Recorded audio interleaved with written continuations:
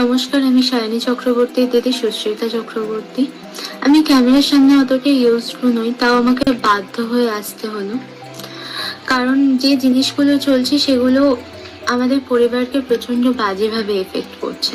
আপনারা এই যে বিভিন্ন রকমের এডিটস বানিয়ে ছাড়ছেন, পুরো বিষয়টা না জেনে শুনে, আপনাদেরকে বারবার অনুরোধ করার পরেও আপনারা শুনছেন না, কারোর কনসেন্ট ছাড়া বিভিন্ন রকমের ভিডিও পোস্ট করে দিচ্ছেন, ওর ভিডিওগুলোকে নিয়ে পোস্ট করছেন। এগুলো আমাদের পরিবারের লোককে যথেষ্ট এফেক্ট করছে।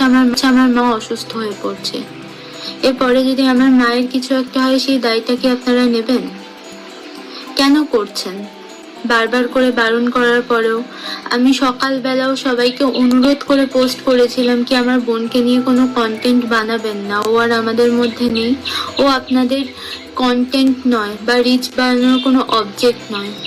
আপনারা তো মানুষ, মান আর হুঁশ দুটোই কি হারিয়ে ফেলেছেন? কি করছেন একটু ভাবুন না, একটু ভেবে কাজ করুন না। এই পরিস্থিতিতে দাঁড়িয়ে এইসব জিনিসপত্র নিয়ে কথা বলতে একটুও ভালো লাগছে না।